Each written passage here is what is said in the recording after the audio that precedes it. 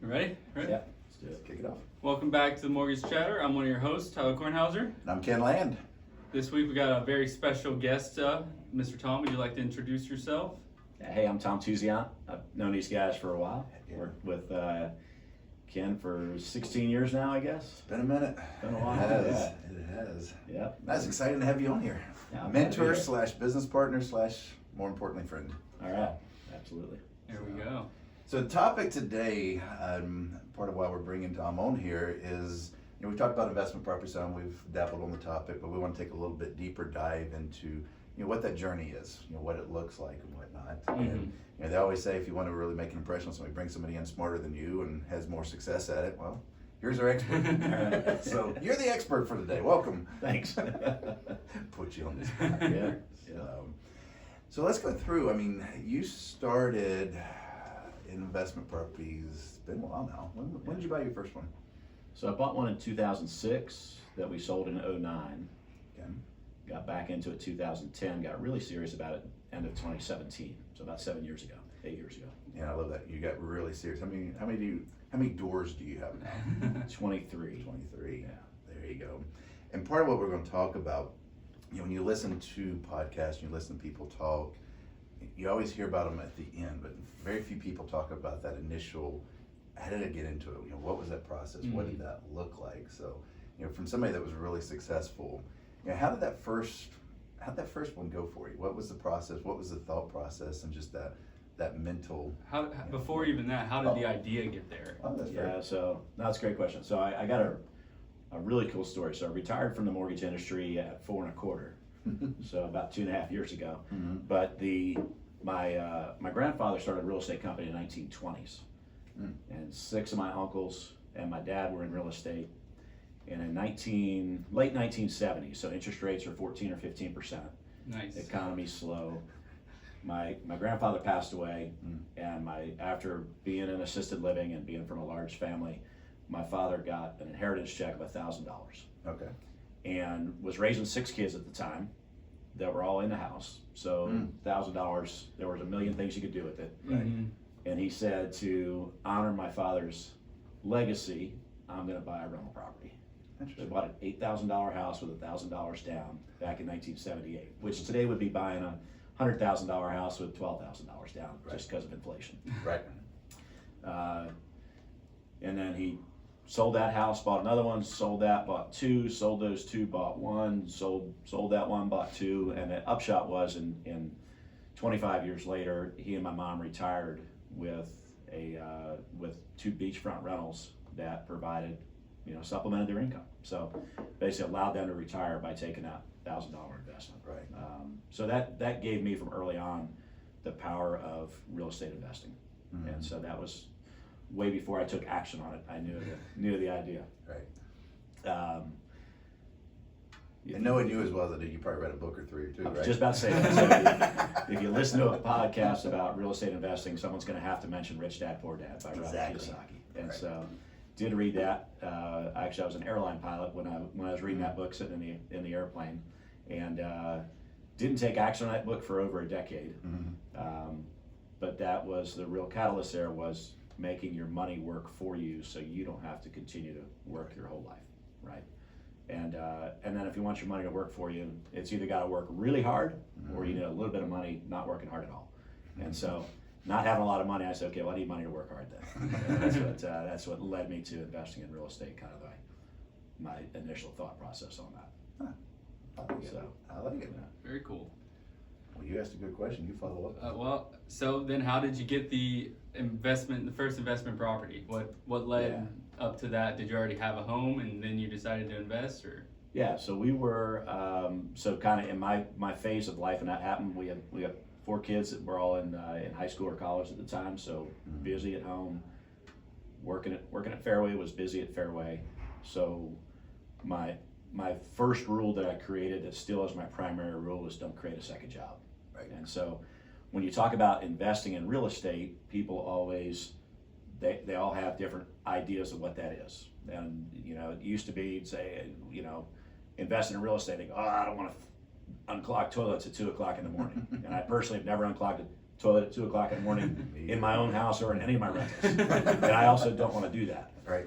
But that's the difference between investing in real estate and working in real estate. And I wanted to invest in real estate. So what that led me to was what's called turnkey real estate, where I basically, my job is to make the down payment, qualify for the mortgage, and somebody else is going to find the property, get it ready for a tenant, find the tenant, screen the tenant, put them in there, collect the rents, manage the repairs, manage the vacancies, find the next tenant.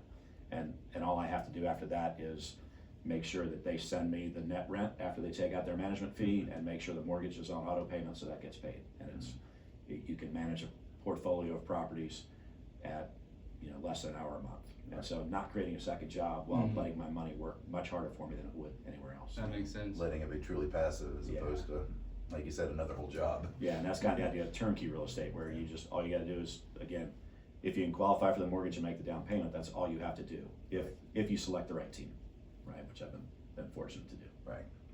Who would you say is a part of that team when you're doing it? Yeah, so ideally it's one company. So I've dealt with several different people that are turnkey property providers, if you will.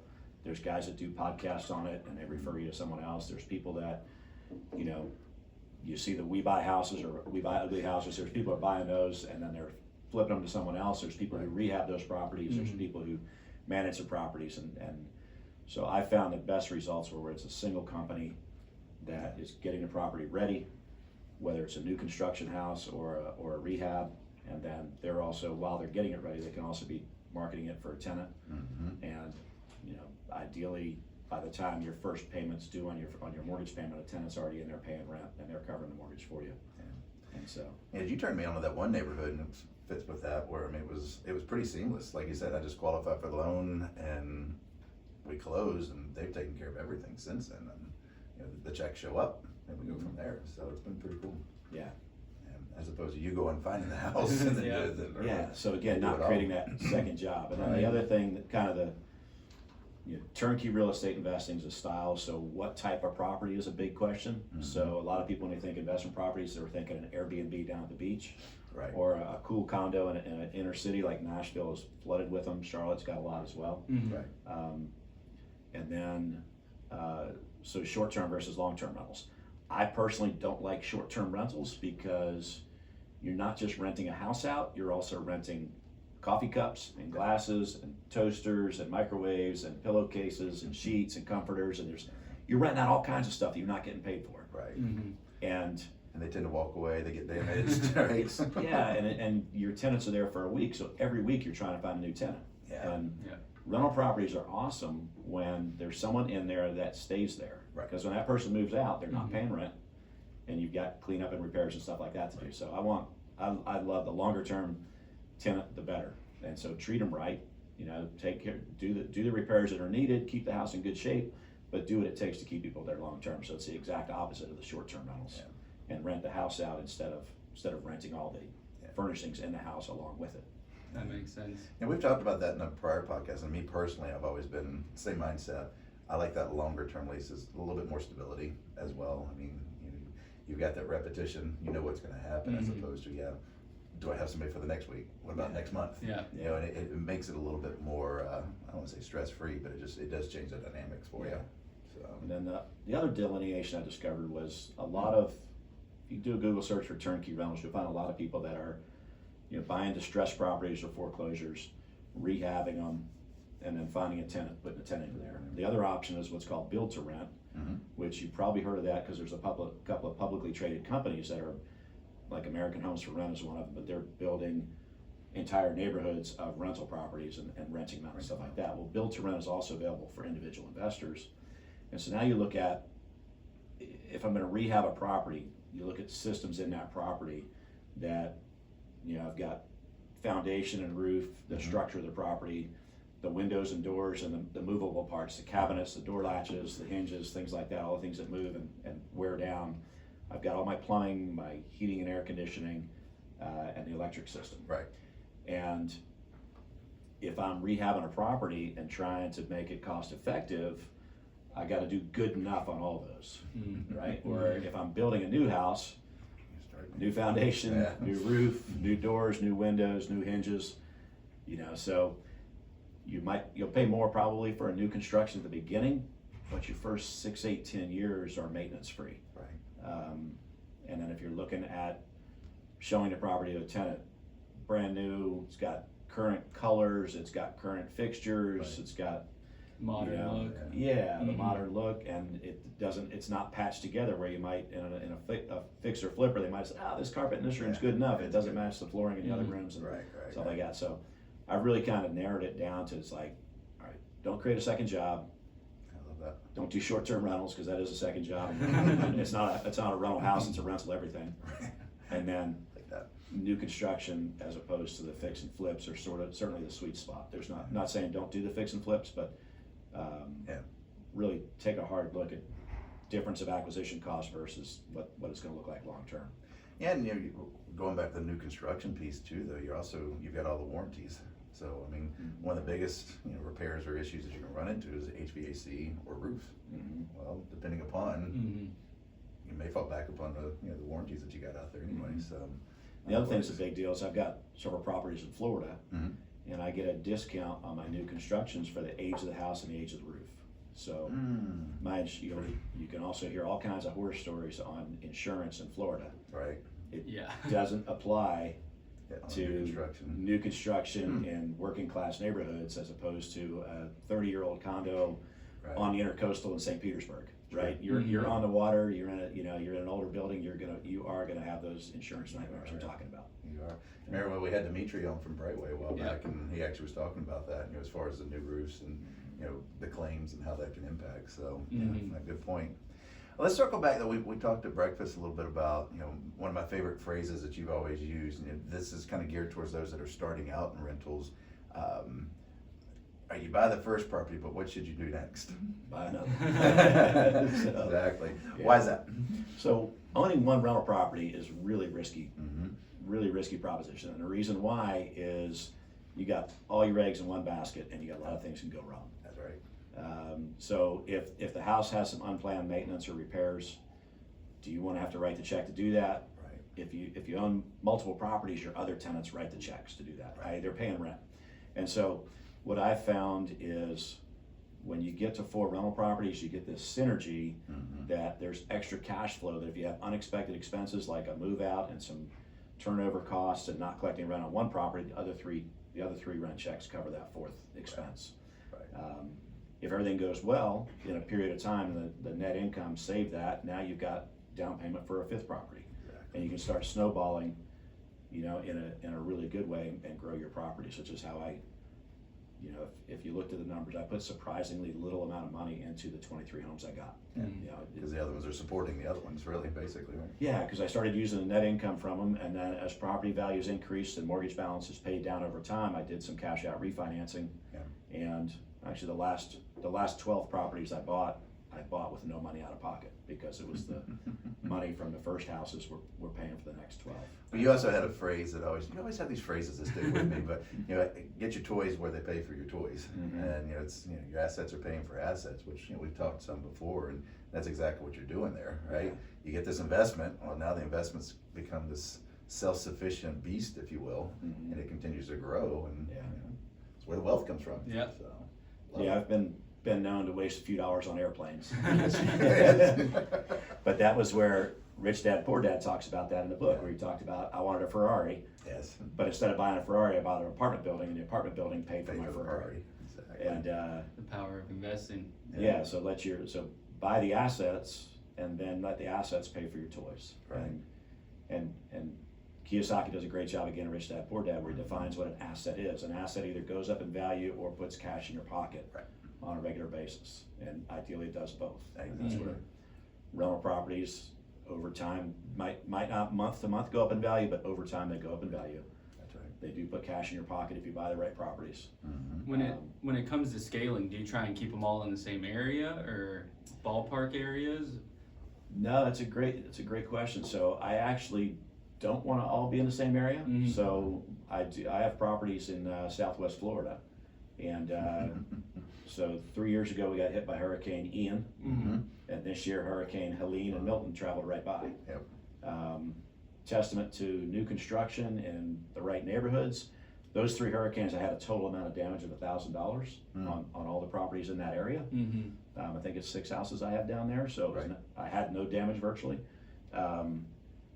But having properties in Southwest Florida, in middle of Florida, Northeast Florida, Tennessee, there's not one thing that's gonna wipe me out. Right. You know, if FedEx in Memphis was to shut down or move out of Memphis, that's gonna damage the economy in Memphis, but it's not gonna crush my portfolio, because that's not all of my houses.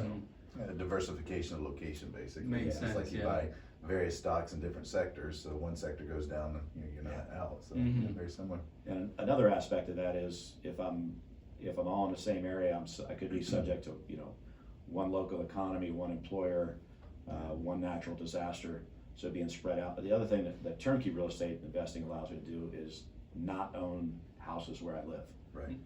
Because I might not be in a good place to be a landlord. So some states have amazing landlord-friendly laws, and other places are, there's states in our country that if you have a vacant house and a squatter comes and just moves in, You got and you free call tenant. the police say, what right do you have to deny somebody their right to have a shelter over their heads? And it's like, so you're saying I gotta give them a free house, and that's not landlord-friendly, let's just say that. No, it's not. And so I just choose not to invest in states that have those types of rules. That's fair. Yeah. And you might want to live in a place like that, because it might be a great place to Good live, for living. right? So you don't have to invest in your backyard anymore. I Right. think it used to be a lot easier, but the temptation, if you do invest in your backyard or in your neighborhood, is to create that second job. You know, so like, hey, we need to replace the locks. Oh, I can do that on Saturday instead of going fishing or going flying, or I need to paint a room. Oh, we can do that. You know, it's cheaper for me to do it. And again, I don't want to create a second job. No. So I'd rather have the house be far away, so I'm not tempted to do that to myself. So when it comes to a house that's farther away, do you send someone else to go and do the whole thing for the house? Like go find the house in the area and location, or do you do some research ahead of time on the areas that you're looking at, or? Yeah, so the key there is really I'm not looking for a particular house, I'm looking for a person to work with. Okay. So what I mean by that is if I've got a good, investment advisor or turnkey real estate provider that knows what they're talking about, has boots on the ground in that local area, has seen a local area, knows what's good or bad, like, hey, here's 2 houses, they're awesome, same square footage, same price, everything's great. Right. This one's connected to city water and sewer, this one's on well and septic. Right? You wouldn't notice that at all unless you're a local guy. You might not even notice it if you're, and it might not make a difference to you. Like I have well and septic at my house where I live in, Right. but I've had septic in rental properties that created huge problems for me.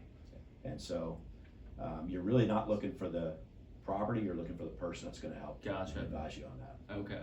And you also have that mentality, you know, buying an investment property is that it's an investment, it's a business. I mean, you've done this and I've done it. You own houses you've never seen before, right? Yeah. And you know, you got to remember you're taking that emotion out because you're not buying the house for you. You know, it's a whole different mentality, right, that you're looking at on it. So Yeah, I really think is I'm not buying a house, I'm buying a rent check. Okay. So I'm buying that stream of payments. yeah, And that's another thing with selecting markets. If I go, I want $2,000 in rent in Charlotte, North Carolina, it might cost me $400,000 to get $2,000 a month, right, or $500. right, If I go to Ocala, Florida, it might cost me $290,000 right. to get $2,000 a month in rent. Gotcha. And so, and then you look at what else is going on there. What's the local economy doing? Are they adding jobs? What's the desirability? What are the tax rates, the insurance rates? And so, that's where a local person can help you out with that. Have a guide. Have a Yeah. director. Don't do it yourself. I got a guy. I got a guy. Yeah. That's awesome. Well, I've got one question I'd like to end on, but what else, any other thoughts bouncing around? Oh, I'm sure they'll come up with something after you or when the camera turns off, but. No, exactly. But, you know, to the audience listeners right now, you know, rates are higher. Yeah. Should we wait till rates drop? And it's a loaded question, I know the answer, but I mean, what are your thoughts about interest rates and buying investment properties? Yeah.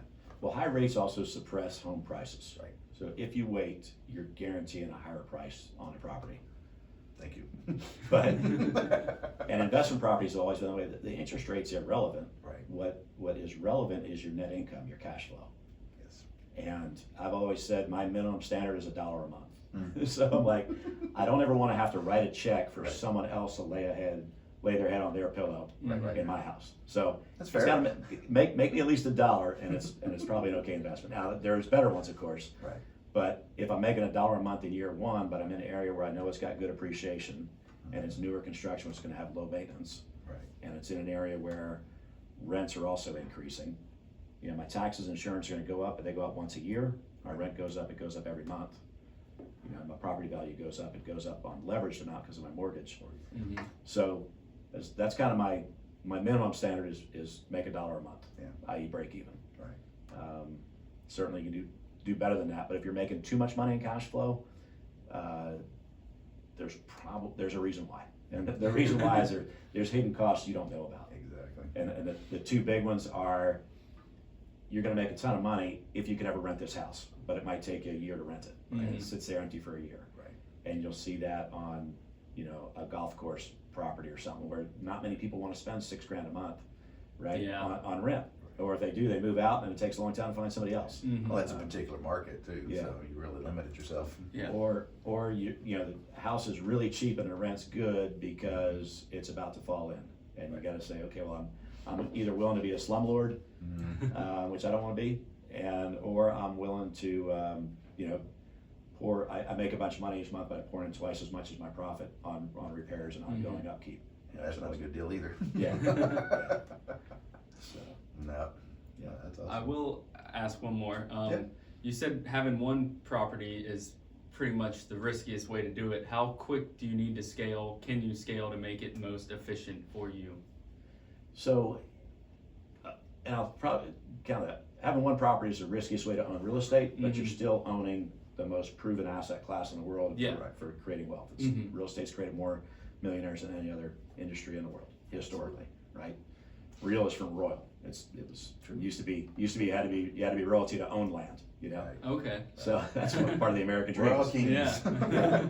Yeah. So Mm. ideally, you know, hey, perfect world, hey, let's buy 4 houses right now, diversified portfolio. Yeah. New construction in 4 different markets, 3 different markets.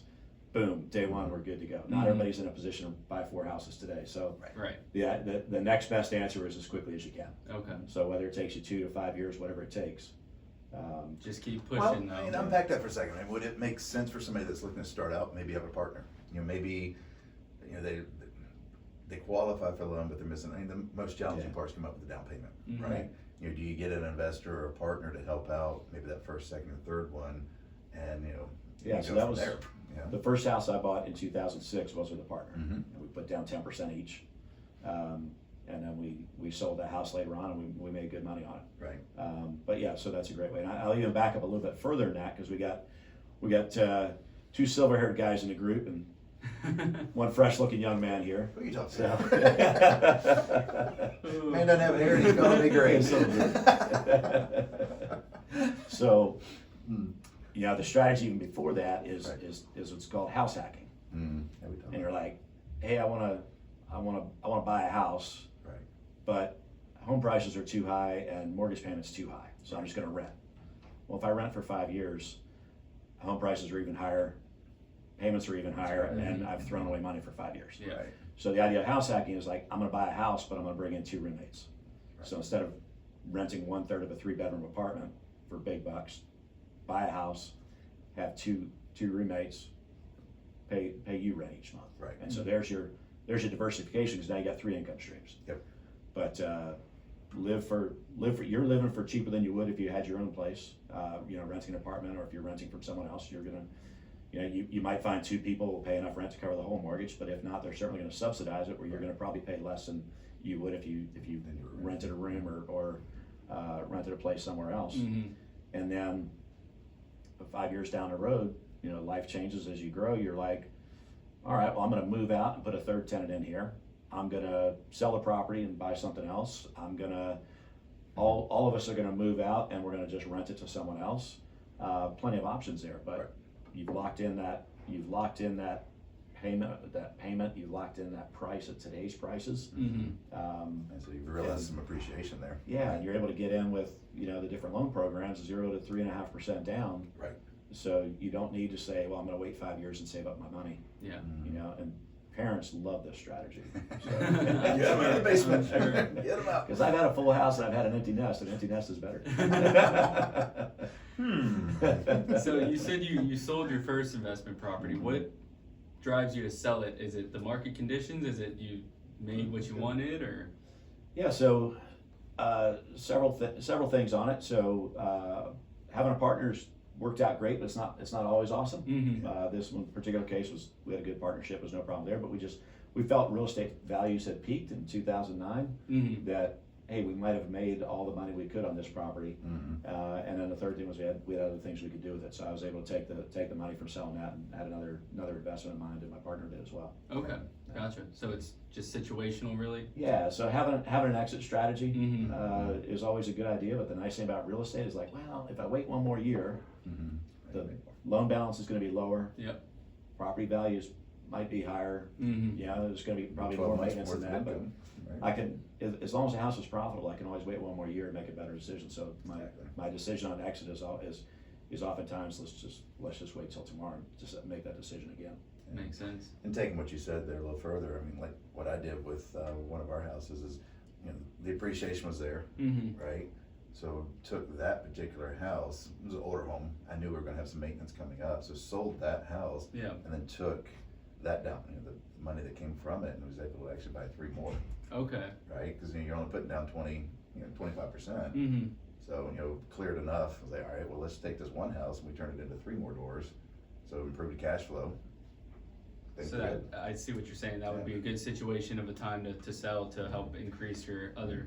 For me, that assets. was the way I was able to scale up a little bit quicker. Mm-hmm. You know, as far as, because we were doing this at a time where W-2 income wasn't super, but hey, cool, let's pull it down, turn around and do that. Mhm. Now we got more, and then that monthly actually went up quite a bit, because rents were rising, so it worked out really well. Gotcha. So, it's a pretty good deal when you can turn around and take one house where say you're clearing $200, $250 a month, and suddenly you got 3 houses clearing $300 Yeah. a month. It's not a bad investment. No, not at all. So Not a bad investment at all. sounds like a great way to start for sure. Yeah. We can bring a tax person on later to talk about ways to mitigate that, because somebody might say, you just paid all these taxes. Actually, no, I didn't. Yeah. But we're not gonna go into that now.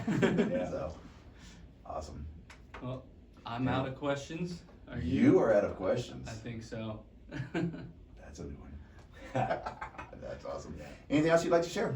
No, I think even it might be a topic for another day, but even like, why should I invest in real estate? Yeah. You know, I could have just bought Nvidia stock and look what that's done in the past year. So, Mhm. you know, so you start thinking That's a good about, point. you know, why real estate versus other things. And for me, if you know, if you do a search and you say, hey, who was the wisest person that ever lived? There's only one answer. It's Solomon, right? and he wrote a couple of books, and one of them he says divide your treasure into 7 places, or even better than that is 8. And he's talking about the value of diversification. So, Mhm. like, man, I love having a 401k. Yeah. Love Nvidia stock, but real estate, I love cryptocurrencies. but real estate is one of those assets that's different from the other ones. Right. And you know, 2020, the stock market dropped 35% in a couple of weeks. Mm-hmm. My real estate values might have dropped that same amount, but I didn't have to sell them. Right. And April 1st, 2020, I got all my rent checks. Everybody paid their rent. Yeah. Right. Because of the property managers and types of properties and the rent screening and things like that. We built some safeguards in ahead of time that even in the face of a global pandemic that the whole world panicked on. Yeah. My investment, a lot of my stuff tanked, and some of them were totally fine. Right. But So that diversification really helps to. real estate gives you that. The other thing that's unique about real estate is if I'm in retirement, you don't need a bunch of money in retirement. You need cash flow, Mhm. right? So Get if that I annuity. Mhm. if I'm selling a stock, I have less stock Yeah. to get my income. If I collect net rental income profit, then I still have my house, I still have my lease, but I got money in my pocket. So Mhm. my assets aren't being depleted for my retirement. So, Right. you know, I would love to see everybody in America when they get to retirement age have 4 rental properties, right? That they bought in their 40s, and now they're, you know, you buy them in your 40s, and by 60, you've either paid them off or the loan balance is so low, the cash flow is awesome. Mhm. Right. And that you don't have to worry about Social Security, insolvency, or anything like that. That makes sense. Very true. Yeah. Tremendous supplement for your 401k withdrawals and things like that. So Mhm. kind of a longer topic, but why real estate, to me, it's critically important. I love it. And you put the teaser in there earlier without even knowing it. More millionaires in this country have been created through what? Real estate. Real estate. Yeah. We'll find that. We'll pull it out. That'll be the teaser for that one. That love it. works. I love it. All right. This was awesome. Thanks for joining us. Yeah, appreciate it. Always a pleasure. This was Thank very you. good insight. All right. Yeah. So please, tune in. Any comments, any feedback, and always looking for ideas from you guys out there as well. And as always, thank you very much for joining us. Yeah. Cheers. Cheers. Cheers.